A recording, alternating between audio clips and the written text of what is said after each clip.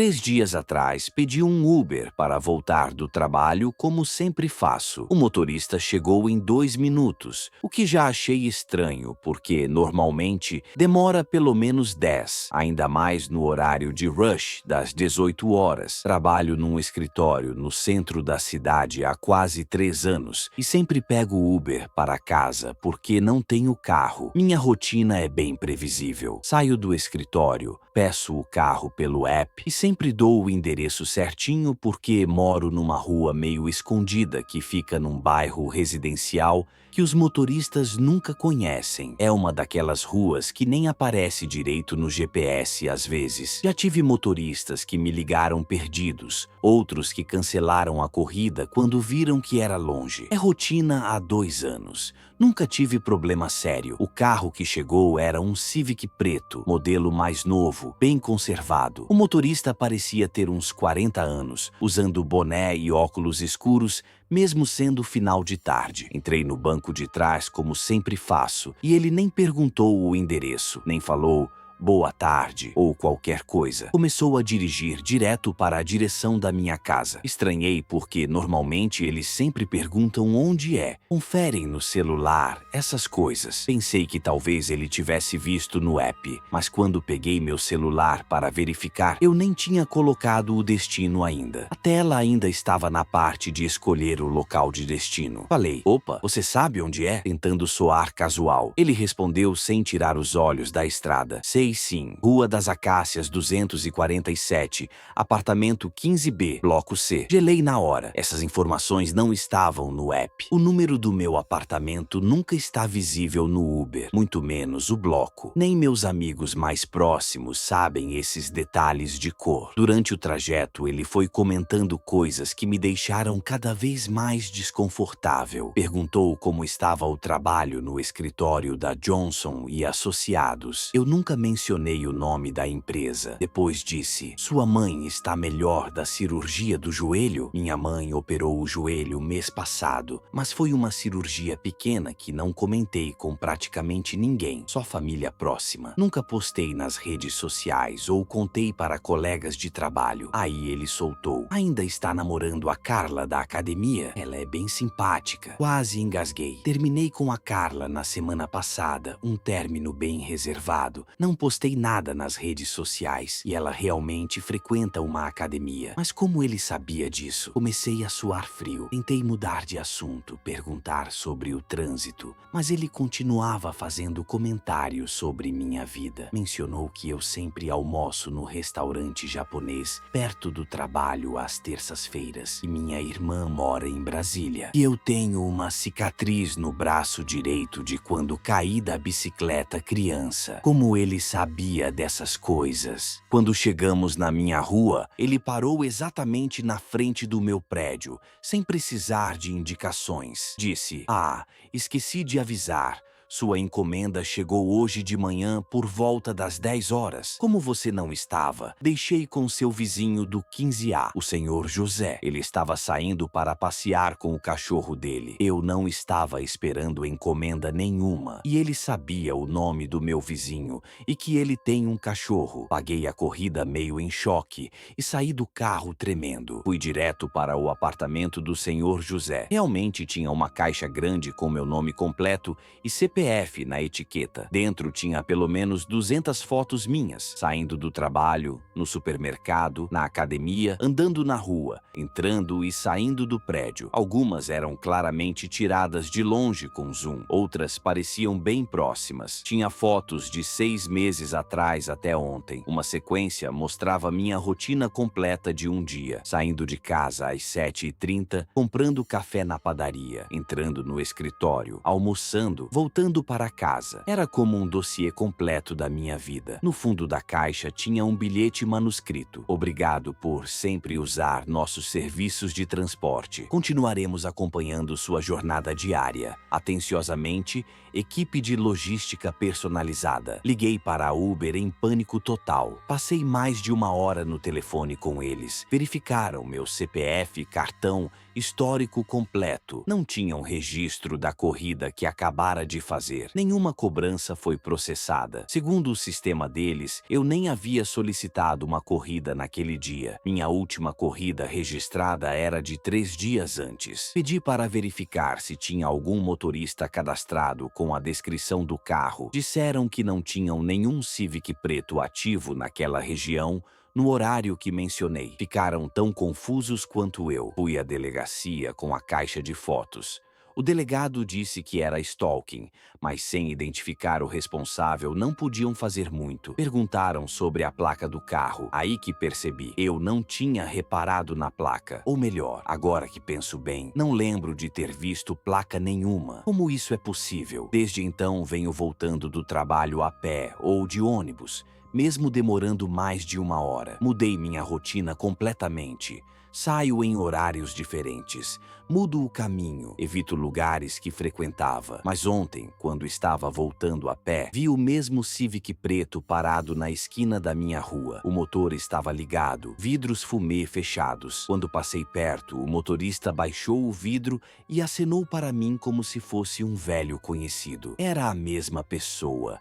Acelerei o passo e corri para casa. Hoje de manhã encontrei outro bilhete embaixo da minha porta. Notamos que você tem evitado nossos serviços e mudado sua rotina de deslocamento. Não precisa andar a pé ou pegar ônibus lotado. Estamos sempre disponíveis para atendê-lo. Nossa frota está de prontidão 24 horas. Basta acenar na rua que pararemos. Estou pensando seriamente em me mudar, mas tenho medo de que eles descubram meu novo endereço também.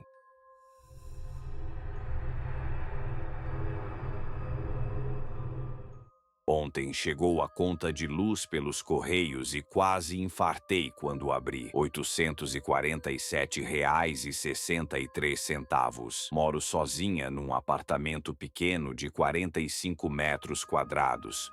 Uso pouquíssima energia no dia a dia. Minha conta nunca passou de R$ 120. Mesmo nos meses mais quentes, quando uso mais o ventilador. Vivo sozinha há 3 anos no mesmo apartamento, um kitnet simples no 5º andar de um prédio antigo, mas bem cuidado. Minha rotina é bem básica. Trabalho o dia todo fora como atendente de loja. Saio de casa às 7 horas e volto só às 19 horas. Em casa, só uso TV à noite para relaxar, chuveiro elétrico para banho rápido, geladeira pequena e um ventilador velho. Não tenho ar-condicionado, máquina de lavar louça, micro-ondas, nada que gaste muito. Sou bem econômica porque ganho pouco e preciso controlar cada centavo. Liguei para a companhia elétrica achando que era erro no sistema. Fiquei quase 2 horas na linha até conseguir falar com um atendente. Expliquei toda a situação. Disse que morava sozinha e que o consumo estava absurdo. Eles agendaram uma visita técnica para o dia seguinte. Vieram 2 técnicos, um mais velho experiente e um jovem trainee. Fizeram uma leitura manual do relógio, conferiram a fiação, verificaram se não tinha nenhum gato ou desvio de energia. Ficaram quase 2 horas aqui mexendo em tudo. O técnico mais velho balançou a cabeça confuso e disse: "Senhorita, o consumo registrado aqui é real. Pelos números, é como se tivesse uma família de 4 ou 5 pessoas morando neste apartamento. Ar-condicionado ligado direto, chuveiro elétrico sendo usado várias vezes por dia, equipamentos pesados funcionando. Comecei a reparar em coisas estranhas que antes passavam despercebidas. Minha conta de água também aumentou de R$ 45 para R$ 180 no último mês. Às vezes, quando volto do trabalho, a casa está com um cheiro diferente, como se alguém tivesse cozinhado algo elaborado. Comida com temperos que eu não tenho. Às vezes um cheiro doce de bolo ou biscoitos. Eu não cozinho em casa. sempre como marmita comprada ou faço sanduíche simples. Comecei a prestar mais atenção nos detalhes. Encontrei um copo sujo na pia que eu tinha absoluta certeza que havia lavado antes de sair para o trabalho. Tinha marca de batom claro e eu uso batom escuro. Meu shampoo e condicionador estão acabando muito mais rápido que o normal. A comida da geladeira sumindo aos pouquinhos. Fatias de presunto, iogurte, frutas, nada muito óbvio. Mas quando você mora sozinho, percebe essas coisas. O mais estranho, às vezes encontro a toalha do banheiro úmida quando chego em casa, como se alguém tivesse acabado de tomar banho. E juro que às vezes sinto um perfume diferente no ar, mais doce e floral que o meu. Semana passada resolvi investigar de verdade. Comprei uma câmera pequena e escondi atrás de uns livros na estante da sala, direcionada para captar movimento pela... Instalei um aplicativo no celular para monitorar em tempo real.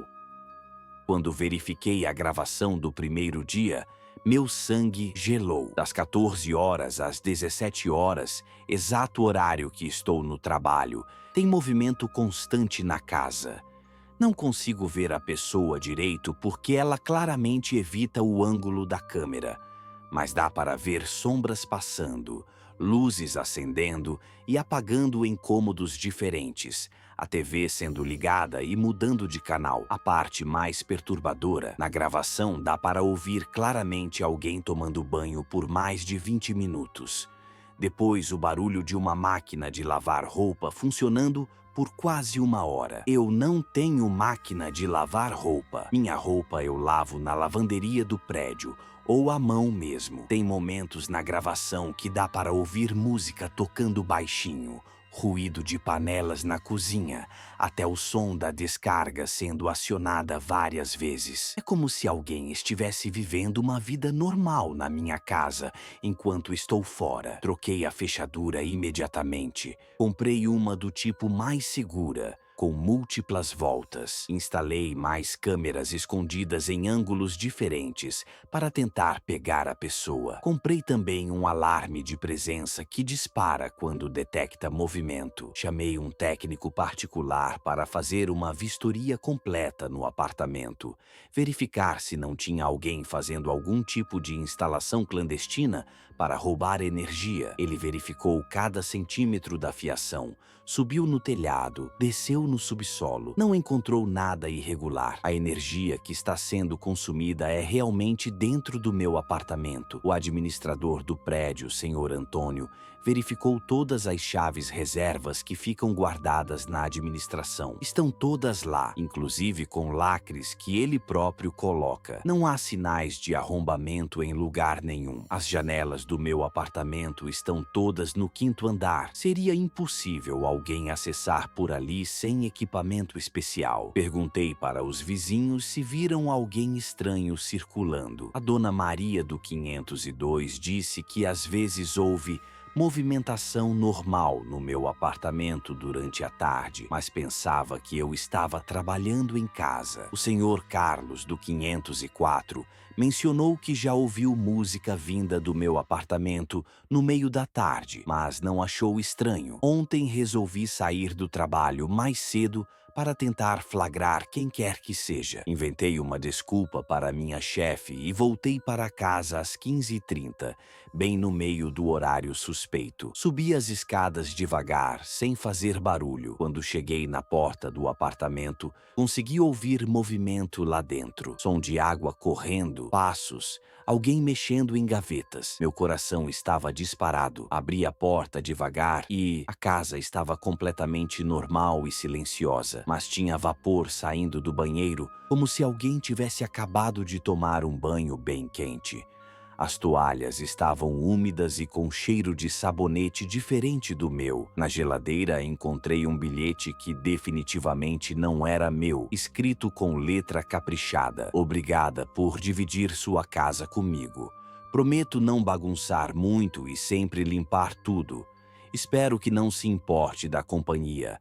A casa é grande demais para uma pessoa só. Saí correndo e fui direto para a casa da minha irmã no outro lado da cidade. Contei tudo para ela, que achou que eu estava surtando de tanto trabalho e estresse. Estou dormindo no sofá dela há 3 dias, mas hoje ela me ligou no trabalho dizendo que chegou uma encomenda grande no meu nome na casa dela, coisa que eu definitivamente não pedi. Dentro tinha roupas femininas, número 38, meu tamanho exato, peças caras de marcas que eu nem conheço e um cartão para que você se sinta mais bonita quando voltarmos a nos encontrar. Não sei mais o que fazer. Tenho medo de voltar para casa, mas também não posso ficar para sempre na casa da minha irmã.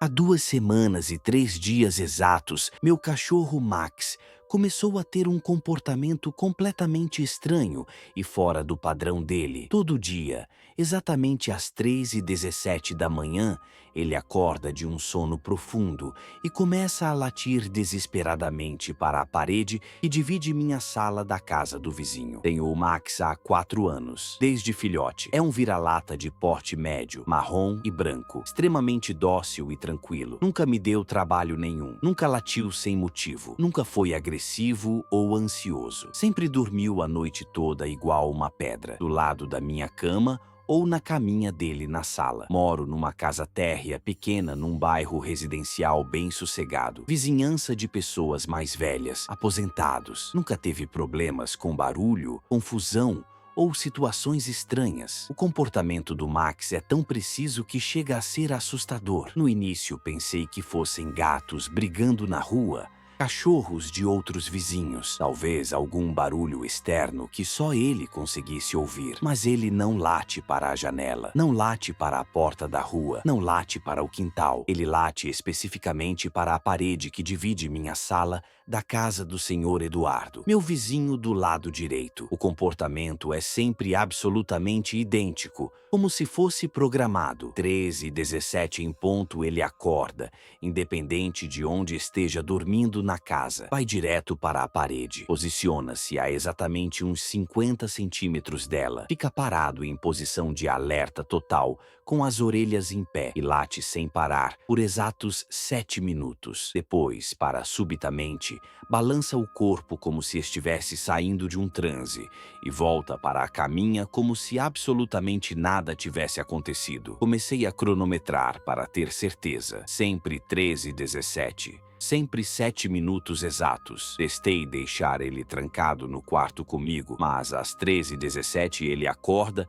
e fica arranhando a porta desesperadamente para sair e ir até a parede. É robótico, não natural. Durante o resto do dia, ele age completamente normal. Brinca, come, passeia, recebe carinho, late normalmente quando alguém toca a campainha. Só nesse horário específico fica completamente alterado. Conversei com o senhor Eduardo, meu vizinho do lado. Ele tem 72 anos. É viúvo e mora sozinho há uns 15 anos, desde que a esposa faleceu. É bem tranquilo, aposentado. Passa o dia cuidando do jardim e assistindo TV. Expliquei a situação do Max e perguntei se ele ouvia alguma coisa estranha durante a madrugada. Ele disse que realmente tem percebido o Max latindo toda a madrugada há umas 2 semanas, sempre no mesmo horário. Acordo com o barulho, olho o relógio e sempre é por volta das 3 horas e pouco da manhã. Ele confirmou, mas disse que não faz barulho nenhum a essa hora,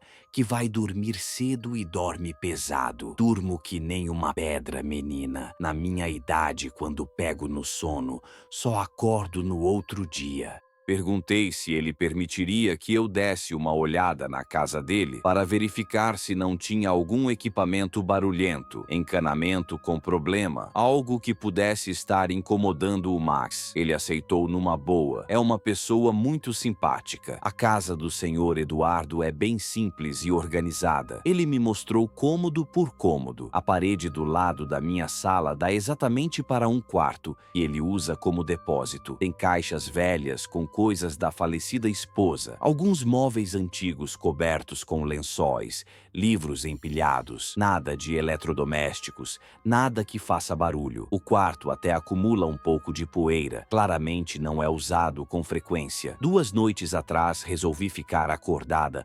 propositalmente para investigar o que diabos estava acontecendo. Me posicionei no sofá da sala com um livro, decidida a descobrir o que o Max estava vendo ou ouvindo naquela parede. Às 13h17 em ponto, o Max levantou da caminha dele como se tivesse ouvido um chamado. Foi direto para a posição usual e começou a latir como sempre. Eu me aproximei da parede e coloquei o ouvido grudado nela para tentar ouvir qualquer som que pudesse estar vindo do outro lado. Do outro lado da parede tinha alguém batendo de volta. Não era um barulho casual.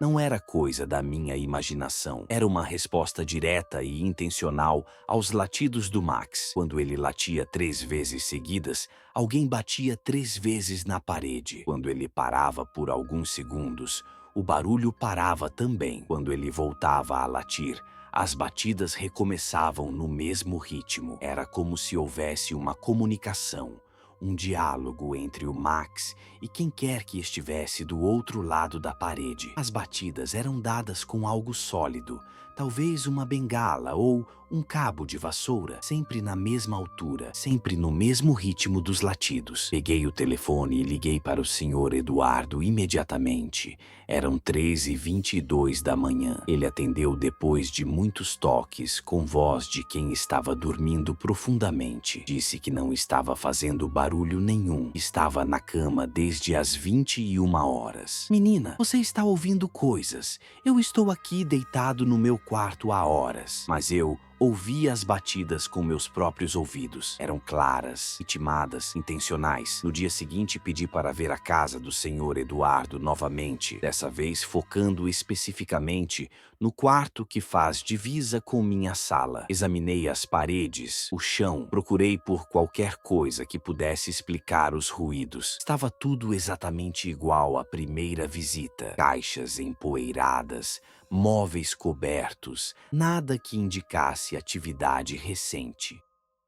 Instalei um gravador digital bem sensível grudado na parede do meu lado para captar qualquer som que viesse do lado do vizinho. No dia seguinte, ouvi a gravação toda. Dá para ouvir os latidos do Max com perfeita claridade, mas os barulhos de resposta quase não aparecem na gravação, como se fossem muito abafados ou viessem de muito longe. Ontem à noite aconteceu algo ainda mais perturbador. Às 13h17, o Max foi para a parede como sempre, mas dessa vez ele não latiu. Ficou parado em silêncio absoluto, apenas olhando fixamente para a parede com uma intensidade que nunca vi nele antes. E mesmo com o Max em silêncio, eu ouvi as batidas do outro lado. 3 batidas lentas e pesadas. Pausa de 5 segundos. 3 batidas lentas novamente. Isso se repetiu por exatos 7 minutos. O Max ficou lá parado, como se estivesse ouvindo atentamente, até as 13h24. Depois voltou para a caminha normalmente. Hoje de manhã, o Sr. Eduardo me parou na rua quando eu estava saindo para trabalhar. Disse que vendeu a casa para uma imobiliária e vai se mudar para um apartamento menor na semana que vem. Quando perguntei o motivo da mudança repentina, ele ficou meio constrangido e disse apenas: "Alguns lugares guardam memórias demais, menina, e alguns lugares não são mais adequados para certas pessoas." Perguntei o que ele quis dizer com isso, mas ele apenas balançou a cabeça e disse que eu entenderia quando chegasse na idade dele. Que diabos isso significa? E o que vai acontecer quando uma família nova se mudar para a casa? O Max vai continuar com esse comportamento estranho? Estou pensando em procurar um veterinário especialista em comportamento animal. Mas como explicar uma situação dessas sem parecer maluca?